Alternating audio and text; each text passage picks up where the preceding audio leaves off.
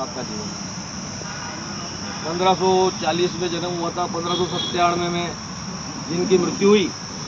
1597 के बाद 16, 17, 18, 19, 20 इतने वर्ष बीत जाने के बाद भी आज भी हम मूर्ति लगा करके और उनको माला पहनाने में भी अपने आप को गौरवान्वित महसूस करते हैं। तो ऐसा जीवन जिसने जिया है, उस जीवन को आत्मसात करने की, उससे प्रेरणा लेने की आवश्यकता आज की युवा पीढ़ी को है।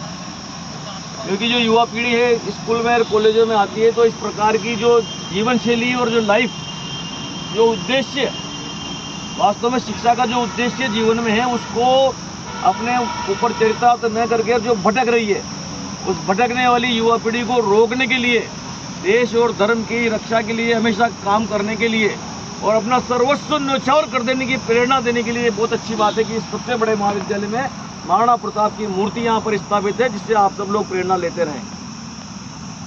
तो ये जान लो कि मृत्यु हो न मृत्यु से डरो कभी, मरो परंतु यूं मरो के याद तो करे सभी। जिया ने जो यूं तो वृथा जिया, वृथा मरे वृथा जिए, मरा नहीं वही कभी जो जिया ने आपके लिए। स्वयं के लिए जिसने कभी भी जीवन नहीं जिया, हमेशा दूसरों के लिए, परमार्थ के लिए, विश्व के कल्याण के लिए, जगत के कल्याण के लिए, देश और धर्म के कल्याण के लिए जिसने जीवन जिया है, उसी का जीवन सार्थक है। और उसी के जीवन को हम 100 लोग वर्षों के बाद भी नमन करते हैं। महाराणा प्रताप हो, चंद्रशेखर आजाद हो, भगत सिंह हो, राजगुरु हो, शिवाजी महाराज हो, इन सबका जीवन हम सबको प्रेरणा देता है कि मरने के बाद भी जीवन तो बहुत छोटा है, क्षणभंगुर है। आया है सो जाएगा, राजा रंग फकीर, एक सिंहासन चढ़ चले एक बांधे राजन जी। जो अच्छे काम करता है उसके लिए भगवान सिंहासन बेचते हैं, स्वर्ग में जाता है, और जो दुष्ट कर्म करता है उसके रस्सियों से बांध करके यमराज लेकर के जाते हैं। तो हम लोगों को अपने आप फैसला करना है कि छोटे से जीवन के लिए, जिसके 1 सेकंड की भी कोई गारंटी नहीं है, उस जीवन को हम किस प्रकार से जिए कि आने वाली पीढ़ी हम पर गर्व कर सके।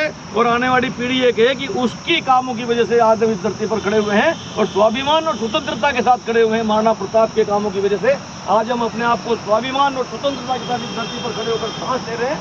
तो मेरा आप सब लोगों से निवेदन है, महाविद्यालय में पढ़ते हो, आपका जीवन ही राष्ट्र का जीवन है। आप ही सब लोग राष्ट्र को दिशा देने वाले हैं, राष्ट्र का भविष्य है। इसलिए ये जो प्रताप की मूर्ति लगी हुई है, इसको प्रतिदिन नमन करें और इससे प्रेरणा लें इसके जीवन से। और 12 महीने में केवल 1 दिन आकर के प्रताप की मूर्ति पर दूध स्नान कराने से काम नहीं चलेगा। आप लोग प्रतिदिन इसकी यहाँ की साफ सफाई का, यहाँ के रखरखाव का भी ध्यान रखें और इससे स्वयं प्रेरणा लें और दूसरे विद्यार्थियों को भी प्रेरणा लेने की सीख दें। इस अवसर पर आपने मुझे बुलाया, इसके लिए बहुत बहुत धन्यवाद। मैं 3 बार बोलूँगा, महाराणा प्रताप